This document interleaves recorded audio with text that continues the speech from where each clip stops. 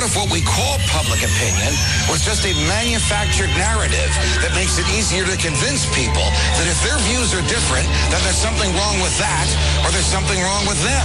Spending is a tax. As soon as the government spends money, eventually it's a tax. Sometimes we put a direct tax on the people, sometimes we borrow the money, and sometimes we print the money. Freedom and the dignity of the individual have been more available and assured here than in any other place on earth. The Patrick Riggins Show. And now your host, Patrick Riggins.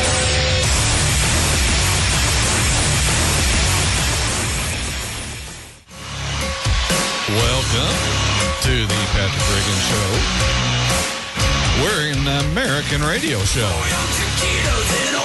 fighting for the true original American values of freedom and liberty. Opening the show today with some Rob Zombie, just released a version of this classic song by Grand Funk Railroad. I like listening to it. This is what we're lacking in this country today. People standing up and saying they're proud to be an American. Proud to be standing up for an out-of-control government that's, well, it's trying its best to dictate to us and control us. We're coming to you today, as we do every week, on the Libertarian Lighthouse Radio Network, the network striving day in and day out to bring you the best in independent, non-party affiliated thought and analysis. We promote freedom and liberty. That's it. No party promotion. No rah-rah, fake, patriotic fervor. Just the thought that individuals should be free to be themselves with no government interference. Oh, and also we're coming to you live, riding on the airwaves of the broadcast station News Talk 98.7 WOKI. This week, I want to try and recap just some of the news that's been going on. For the most part, everything's been talked about. It's been beaten to death. So what I try to do is talk about the news from the perspective of freedom and liberty, because that's an angle it's not touched on during the week by the news outlets and other shows, both conservative and liberal. Getting started this week, I wanted to say a little bit about the recent election results, particularly Governor Chris Christie's reelection and the Virginia race that happened this week as well. Now, stay with me because I'm going to tie these two races together here in a moment. First off, this buzz that's been going on this week about how Chris Christie pulled all of these voters who normally vote Democrat during this last election, particularly the Hispanic vote. The Republican establishment is practically orgasmic over that. They just can't wait to run him for president. But I'll go ahead and make a prediction already. He will lose. If Chris Christie is the nominee for president from the Republican Party, he'll lose. You can write it down right now. November 9th, 2013. Patrick Riggins said Governor Christie will lose the presidential election should he be the nominee. Now, why is that? It's because the Republican base will stay home just like they did with Mitt Romney. You nominate a liberal for president from the Republican Party, and he'll lose. The Tea Party people and those that agree with him just aren't going to toe the party line and vote for the Republican anymore. They've demonstrated they aren't afraid to stay home on the election day. And all these people he pulled from a Democrat Party in Massachusetts, they'll abandon him on the national stage, leaving him way behind when it comes to counting ballots on election night.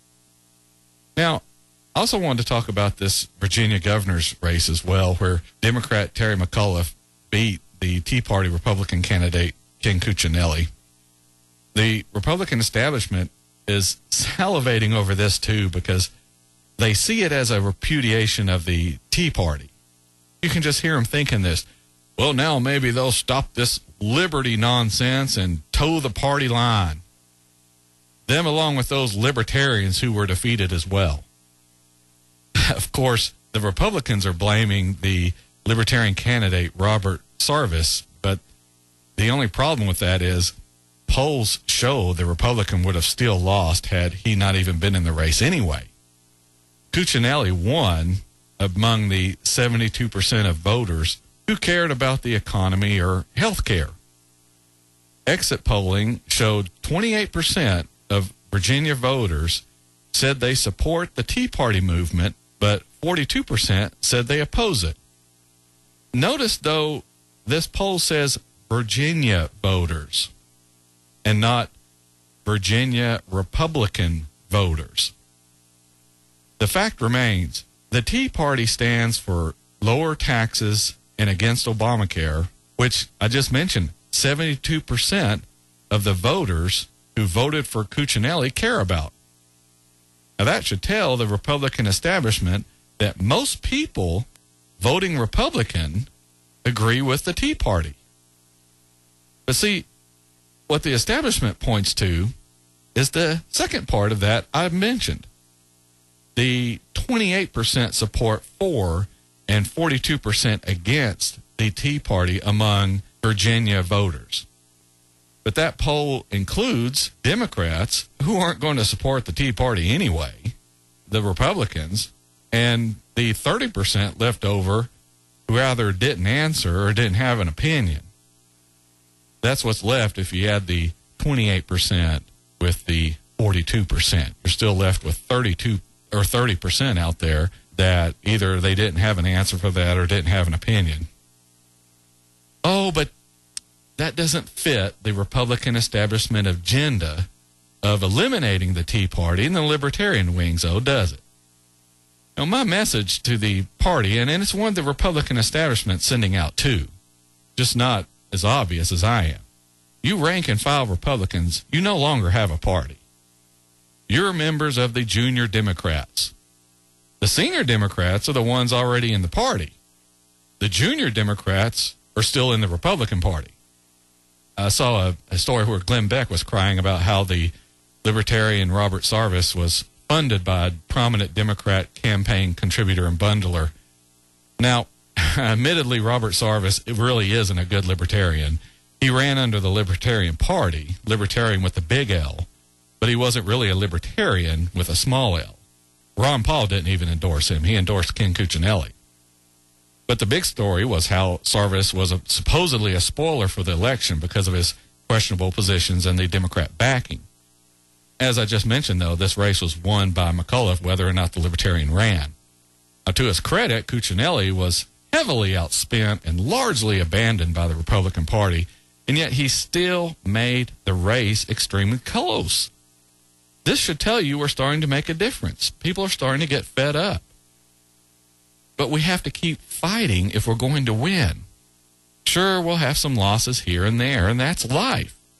But we keep on fighting because the alternative, more government, that's not acceptable. If you're worried about who is funding the Libertarian candidate, I would point out that the Republican Party has been actively supporting and promoting liberal candidates for quite a while.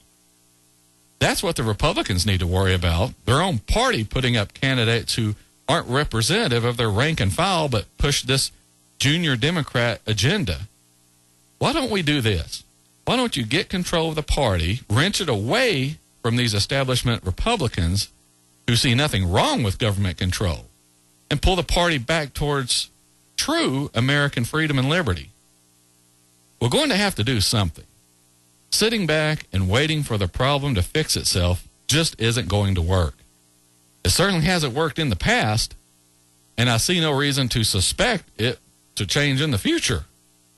Not without people stepping up and doing something about it, that is. All right, we're up on the first break here of the big show this week. When we come back, we're going to get back to the basics a little bit. We're going to talk about this great American experiment that we have here in this country. That's back when we return on the Patrick Riggins Show here on the Libertarian Lighthouse Radio Network.